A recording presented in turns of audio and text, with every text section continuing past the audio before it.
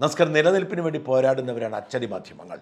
ചാനലുകളും ഓൺലൈൻ മാധ്യമങ്ങളുമൊക്കെ ഒരു വാർത്ത അലകും പിഴകും തപ്പി മുഴുവൻ ഏതാണ്ട് വലിച്ചു കയറി ഇല്ലാതാക്കിയതിനു ശേഷം പിറ്റേ ദിവസമാണ് പത്രങ്ങൾക്ക് ഇത് പ്രസിദ്ധീകരിക്കേണ്ടി വരുന്നത്. അതുകൊണ്ട് തന്നെ വേണ്ടത്ര സ്വീകാര്യത ലഭിക്കാറില്ല. എന്നാൽ ചില ദിവസങ്ങളിൽ പത്രങ്ങൾക്ക് വാർത്തകളുടെ തള്ളായിരിക്കും. അത്തരമൊരു ദിവസമാണ് ഇന്ന്. മറ്റ് സംഭവങ്ങളൊന്നുമില്ലെങ്കിൽ ഷാഫി പറമ്പലിനേറ്റ അതിക്രൂരമായ മർദ്ദനമാവണം ഇന്നത്തെ ഒന്നാം പേജിൽ വരേണ്ടത്. BJPയിൽ നിന്നും കോൺഗ്രസിലേക്ക് പോയ സന്ദീപ് വാര്യർ ജയിലിലാണെന്നുള്ള കാര്യം ഞാൻ അറിയുന്നത് ഇന്നലെ ആരോ എന്നോട് പറയുമ്പോഴാണ്. അതാണ് പത്രവാർത്തകളുടെ ഒരു പ്രത്യേകത. ഇന്ന് നോക്കൂ, നിരവധി വാർത്തകൾ ഒരുമിച്ച് നിൽക്കുന്നു. അവിടെയാണ് മലയാള മനോരമയ്ക്ക് അവരുടേതായ ഒരു സ്വന്തം വാർത്ത ലഭിക്കുന്നത്, ഏറ്റവും പ്രസക്തമായ വാർത്ത. അതുകൊണ്ട് തന്നെ അവരത് ഒന്നാം പേജിൽ കൊടുത്തു. മനോരമയുടെ തിരുവനന്തപുരത്തെ മുതിർന്ന ലേഖകൻ മിഥുൻ M. കുര്യാക്കോസ് എക്സ്ക്ലൂസീവായി പ്രസിദ്ധീകരിച്ച വാർത്തയാണ്. മറ്റ് മാധ്യമങ്ങൾക്ക് അത് ഏറ്റെടുക്കാൻ കഴിയാത്തത് കൊണ്ട് ഇന്ന് രാവിലെ ചാനലുകൾ അത് ഏറ്റെടുത്തിട്ടുണ്ട്. വാർത്ത ഇങ്ങനെയാണ്: മുഖ്യമന്ത്രിയുടെ മകന് 2023 ED സമൻസ് അയച്ചത് കള്ളപ്പണം വെളുപ്പിക്കൽ കേസ് അന്വേഷണത്തിനിടെ. കള്ളപ്പണം വെളുപ്പിക്കൽ കേസ് അന്വേഷണവുമായി ബന്ധപ്പെട്ട് ഹാജരാകാൻ മുഖ്യമന്ത്രി പിണറായി വിജയന്റെ മകൻ വിവേക് കിരണിന് എൻഫോഴ്സ്മെന്റ് ഡയറക്ടറേറ്റ് ED സമൻസ് അയച്ചതിന്റെ രേഖ Vivek Kiran son of Pinarayi Vijayan Cliff House എന്ന് രേഖപ്പെടുത്തി 2023 അയച്ച സമൻസിന്റെ പകർപ്പ് മനോരമയ്ക്ക് ലഭിച്ചു. നയതന്ത്ര സ്വർണ്ണക്കടത്ത് കേസിൽ അന്വേഷണത്തിനിടെ വടക്കാഞ്ചേരിയിലെ ലൈഫ് മിഷൻ ഭവന പദ്ധതിയിലെ ക്രമക്കേട് കണ്ടെത്തിയ ED അതിന്റെ ഭാഗമായാണ് സമൻസ് അയച്ചതെന്നാണ് വിവരം. അന്നത്തെ ED Kochi assistant director PK ആനന്ദാണ് സമൻസ് അയച്ചത്.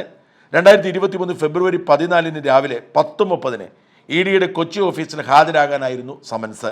എന്നാൽ വിവേക് ഹാജരായില്ല. അതേ ഓഫീസർ 3 ദിവസം നീണ്ട ചോദ്യം ചെയ്യലിനൊടുവിൽ അന്ന് രാത്രിയിലാണ് മുഖ്യമന്ത്രിയുടെ മുൻ പ്രിൻസിപ്പൽ സെക്രട്ടറി M. ശിവശങ്കറിനെ അറസ്റ്റ് ചെയ്തത്. മുഖ്യമന്ത്രിയുടെ വിശ്വസ്തനായിരുന്ന ശിവശങ്കറിന്റെ അറസ്റ്റ് വരെ നീണ്ട ലൈഫ് മിഷൻ അന്വേഷണം ഒരു ഘട്ടത്തിൽ ക്ലിഫ് ഹൗസിലേക്കും മുഖ്യമന്ത്രിയുടെ മകനിലേക്കും വരെ എത്തിയതിന്റെ പുറത്തറിയാത്ത വിവരമാണ് സമൻസിലുള്ളത്. സമൻസിൽ ഹാജരാകാതിരുന്ന വിവേകിനെതിരെ EDയുടെ ഭാഗത്തു നിന്ന് പിന്നീട് എന്ത് നടപടിയുണ്ടായി എന്നത് പുറത്തു വന്നിട്ടില്ല. അബുദാബിയിൽ ജോലി ചെയ്യുന്ന വിവേകിന്റെ വിവരങ്ങൾ UAE അധികൃതരിൽ നിന്ന് ED തേടിയിരുന്നതായി സൂചന ലഭിച്ചിട്ടുണ്ട്. അതിനുശേഷം എന്തു സംഭവിച്ചെന്ന് വ്യക്തമല്ല. KCZO 2023-769 എന്നാണ് വിവേകിനുള്ള സമൻസിന്റെ നമ്പർ. കൊച്ചി സോണൽ ഓഫീസിൽ എന്നതിനെ സൂചിപ്പിക്കുന്ന KCZO സമൻസിന്റെ ആധികാരികത സംബന്ധിച്ച് EDയുടെ ഔദ്യോഗിക വെബ്സൈറ്റിലെ സംവിധാനം ഉപയോഗിച്ച് പരിശോധിച്ചപ്പോൾ വിവേക് കിരണിനുള്ള സമൻസ് തന്നെയാണിതെന്ന് സ്ഥിരീകരണം ലഭിച്ചു. വെബ്സൈറ്റിൽ വെരിഫൈ യുവർ സമൻസ് എന്ന വിഭാഗത്തിൽ വിവേകിന്റെ പേര് സഹിതം വിവരങ്ങൾ ചേർത്തിട്ടുണ്ട്. കള്ളപ്പണം വെളുപ്പിക്കൽ നിരോധന നിയമത്തിലെ 50-ാം വകുപ്പിലെ 2-3 ഉപവകുപ്പുകൾ പ്രകാരമാണ് വിവേകിന് സമൻസ് അയച്ചത്. രേഖകളും തെളിവുകളും ഹാജരാക്കുന്നതിന് വിളിച്ചു വരുത്താൻ അന്വേഷണ ഉദ്യോഗസ്ഥന് അധികാരം നൽകുന്നതാണ് 2-ാം ഉപവകുപ്പ്. അതിന് ജുഡീഷ്യൽ നടപടിക്രമത്തിന് തുല്യമായി കണക്കാക്കുന്നതാണ് 3-ാം ഉപവകുപ്പ്. ഇത്രയും വിശദമായി തന്നെയാണ് മനോരമ വാർത്ത കൊടുത്തിരിക്കുന്നത്. ഈ വാർത്ത നിസ്സാരമായ കാര്യമല്ല. മുഖ്യമന്ത്രി പിണറായി വിജയനും അദ്ദേഹത്തിൻ്റെ മകനും മകളും ഉൾപ്പെടെ മുഖ്യമന്ത്രിയുടെ ഓഫീസ് ഉൾപ്പെടെ വലിയൊരു മാഫിയ സംഘം പോലെ പ്രവർത്തിച്ചാണ് സ്വർണ്ണക്കടത്തും കറൻസി കടത്തും കള്ളക്കടത്തുമൊക്കെ നടത്തിയത് എന്ന ആരോപണം കഴിഞ്ഞ കുറേ കാലമായി അന്തരീക്ഷത്തിലുണ്ട്. ഇത് സംബന്ധിച്ച തെളിവുകളും അന്വേഷണവും കേന്ദ്ര അന്വേഷണ ഏജൻസികൾ പ്രഖ്യാപിച്ചു. എന്നാൽ മുഖ്യമന്ത്രിയെ ഒരിക്കലും ചോദ്യം ചെയ്തില്ല. മുഖ്യമന്ത്രിയുടെ പ്രിൻസിപ്പൽ സെക്രട്ടറി ആയിരുന്ന ശിവശങ്കറിനെ ദീർഘകാലം അറസ്റ്റ് ചെയ്ത് ജയിലിൽ അടച്ചു. ശിവശങ്കർ ഇപ്പോഴും കേസിലെ പ്രതിയാണ്. ഒരു കേസിലും കുറ്റവിമുക്തനാക്കിയിട്ടില്ല. മുഖ്യമന്ത്രിയുടെ അഡീഷണൽ പ്രൈവറ്റ് സെക്രട്ടറി CM രവീന്ദ്രനെ വിളിച്ചു ചോദ്യം ചെയ്തെങ്കിലും പ്രതിയാക്കുകയോ ജയിലിൽ അടയ്ക്കുകയോ ചെയ്തില്ല. അതിനിടയിലാണ് മുഖ്യമന്ത്രിയുടെ മകനും സമൻസ് അയച്ചെന്നും എന്നാൽ സമൻസ് അനുസരിച്ച് മുഖ്യമന്ത്രിയുടെ മകൻ ഹാജരായില്ലെന്നും തുടർ നടപടികൾ ഒന്നും ഉണ്ടായില്ല എന്നുമുള്ള വാർത്ത പുറത്തു വരുന്നത്. എൻഫോഴ്സ്മെന്റ് ഡയറക്ടറേറ്റ് ഒരു നോട്ടീസ് അയച്ചാൽ ആ നോട്ടീസ് കൈപ്പറ്റിയാലും ഇല്ലെങ്കിലും അവരത് ഫോളോ ചെയ്യുകയും നോട്ടീസിൽ പറഞ്ഞിരിക്കുന്ന ആൾ എത്തിയില്ലെങ്കിൽ അയാളെ എവിടെ പോയാണെങ്കിലും അറസ്റ്റ് ചെയ്യുകയും ചെയ്യുന്നതാണ് EDയുടെ രീതി. എന്നാൽ പിണറായിയുടെ മകന് നോട്ടീസ് അയച്ചിട്ട് ഒരു ഫോളോ അപ്പും ചെയ്തിട്ടില്ല എന്ന് തെളിവ് സഹിതം മലയാള മനോരമ റിപ്പോർട്ട് ചെയ്യുമ്പോൾ മുഖ്യമന്ത്രി പിണറായി വിജയന് കേന്ദ്രത്തിൽ വലിയ പിടിയുണ്ട് എന്ന പരമ്പരാഗതമായ ആരോപണം അടിവരയിടുന്നു. 10 വർഷം മുമ്പ് പിണറായി വിജയൻ മുഖ്യമന്ത്രിയാകുന്നതിനു മുമ്പ് പിണറായിയെ സംരക്ഷിക്കാൻ വേണ്ടി പുറത്തിറങ്ങിയ ഒരു ഹൈക്കോടതി വിധിക്കെതിരെ അപ്പീലിന് പോയി CBI ഈ 10 വർഷമായിട്ടും ഈ കേസിൽ ഹാജരാവാതെ നീട്ടിക്കൊണ്ടുപോവുകയാണ്. രാജ്യത്തെ പല രാഷ്ട്രീയക്കാരെയും അറസ്റ്റ് ചെയ്യുകയും ജയിലിൽ അടയ്ക്കുകയും ചെയ്തത് സുപ്രീം കോടതി റദ്ദ് ചെയ്ത സാഹചര്യം ഉണ്ടായിട്ടുകൂടി മുഖ്യമന്ത്രി പിണറായി വിജയന് ഒരിക്കലും കേന്ദ്ര ഏജൻസികൾ തൊട്ടിട്ടില്ല.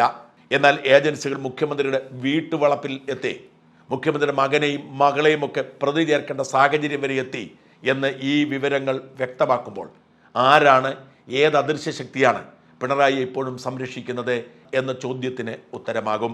പിണറായിയുടെ മകൻ വിവേക് കിരണാണ് അബുദാബി കേന്ദ്രീകരിച്ചുകൊണ്ട് പിണറായിയുടെ അനധികൃത സമ്പാദ്യത്തിൻ്റെയൊക്കെ ചുക്കാൻ പിടിക്കുന്നത് എന്ന ആരോപണവുമായി BJPയുടെ നേതാവ് ഷോൺ ജോർജ് പണ്ടേ രംഗത്ത് വന്നിരുന്നു. വിവേക് കിരണിൻ്റെ പേരിൽ അബുദാബി കൊമേഴ്ഷ്യൽ ബാങ്കിൽ അനധികൃത അക്കൗണ്ട് ഉണ്ടെന്നും ആ അക്കൗണ്ടിൽ കോടികളുടെ ഇടപാടുകൾ നടന്നിട്ടുണ്ടെന്നുമൊക്കെ ഷോൺ ജോർജ് പറഞ്ഞിരുന്നു. അതിൻ്റെ പേരിൽ ഷോൺ ജോർജിനെതിരെ ഒരു കേസ് പോലും വിവേക് കിരൺ കൊടുത്തിട്ടില്ല എന്നോർക്കണം. മാത്രമല്ല, ആ വിവരം പുറത്തു വന്നതിന് തൊട്ടു പിന്നാലെ വിവേക് കിരൺ ജോലി ചെയ്യുന്ന അബുദാബി കൊമേഴ്ഷ്യൽ ബാങ്കിൽ നിന്നും മലയാളി ജീവനക്കാരെ ബാങ്ക് അധികൃതർ നീക്കം ചെയ്തു എന്ന് റിപ്പോർട്ടുണ്ട്. മുഖ്യമന്ത്രി ഇടയ്ക്കിടെ ഗൾഫ് സന്ദർശനം നടത്തുന്നത്, അമേരിക്കയിലും ലണ്ടനിലുമൊക്കെ പോയി മടങ്ങി വരുമ്പോഴും ദുബായിലെ പഞ്ചനക്ഷത്ര ഹോട്ടലിൽ താമസിക്കുന്നത് ഈ ഇടപാടുകൾ ചുക്കാൻ പിടിക്കാനാണ് എന്ന ആരോപണമാണ് ഷോണിനെ പോലുള്ളവർ ഉയർത്തുന്നത്. അത്തരം ആരോപണങ്ങൾക്ക് അടിവരയിടുന്ന സുപ്രധാനമായ തെളിവായി മാറുകയാണ് എൻഫോഴ്സ്മെന്റ് ഡയറക്ടറേറ്റ് മുഖ്യമന്ത്രിയുടെ മകന് നോട്ടീസ് അയച്ചിട്ടും ആ നോട്ടീസ് അനുസരിച്ച് മുഖ്യമന്ത്രിയുടെ മകന് EDയുടെ മുമ്പിൽ ഹാജരാകേണ്ടി വന്നിട്ടില്ല എന്നതും, എന്നിട്ടും ED ഒന്നും ചെയ്തിട്ടില്ല എന്നതും. ഇതേ കാലയളവിൽ തന്നെ ഈ കേസുമായി ബന്ധപ്പെട്ട് കേരളത്തിലെ ഏറ്റവും പ്രശസ്തനായ ഒരു പ്രവാസി വ്യവസായിക്കും ED നോട്ടീസ് അയച്ചിരുന്നു. ആ നോട്ടീസിൻ്റെ ഔദ്യോഗിക കോപ്പി ഞങ്ങൾക്ക് ലഭിക്കുകയും ഞങ്ങളത് സംപ്രേഷണം ചെയ്യുകയും ചെയ്തെങ്കിലും പിന്നീട് അദ്ദേഹം കോടതിയെ സമീപിച്ച് ആ വാർത്ത അടക്കമുള്ളവ നീക്കം ചെയ്തതുകൊണ്ട് അതിന് ഫോളോ അപ്പുകൾ നടക്കാതെ പോയി. ഇത്തരത്തിൽ പല ആളുകൾക്കും നോട്ടീസുകൾ വരാറുണ്ടെന്നും എന്നാൽ സ്വാധീനമുള്ളവർക്ക് ഇതൊക്കെ ഒഴിവാക്കാൻ കഴിയുമെന്നുമുള്ള സൂചന കൂടിയാണ് ഈ വാർത്ത പുറത്തേക്ക് കൊണ്ടുവരുന്നത്. അന്ന് ആ വ്യവസായവുമായി ബന്ധപ്പെട്ട വാർത്ത കൊടുക്കാനുള്ള ധൈര്യം മറുനാടന് മാത്രമേ ഉണ്ടായിരുന്നുള്ളൂ. അതിന് മറുനാടൻ വലിയ വില കൊടുക്കേണ്ടിയും വന്നു. എന്നാൽ ഇന്നിതാ മുഖ്യമന്ത്രിയുടെ മകനെതിരെ പോലും ഇങ്ങനെ നോട്ടീസ് ഉണ്ടായിരുന്നു എന്ന വാർത്ത വരുമ്പോൾ നമ്മുടെ മാധ്യമങ്ങൾ ഒന്നും അറിയുന്നില്ല എന്നത് അത്ഭുതകരമാണ്. മുഖ്യമന്ത്രിയും മകനും മകളുമൊക്കെ ഈ റാക്കറ്റിന്റെ ഭാഗമാണെന്നും അവരൊക്കെ തലനാരിഴയ്ക്ക് രക്ഷപ്പെടുന്നത് ഉന്നത ബന്ധം കൊണ്ടാണെന്നും ചില അദൃശ്യ ശക്തികളുടെ ഇടപെടൽ കൊണ്ടുമാണെന്നുമുള്ള ആരോപണം ബലപ്പെടുത്തുന്നതാണ് ഈ പുതിയ വെളിപ്പെടുത്തൽ. മുഖ്യമന്ത്രിയുടെ മകൾ വീണ വിജയനെതിരെ സീരിയസ് ഫ്രോഡ് ഇൻവെസ്റ്റിഗേഷൻ ഓഫീസ് എടുത്ത കേസ് ഇതുവരെ ഒരിടത്തും എത്തിയില്ല എന്നോർക്കണം.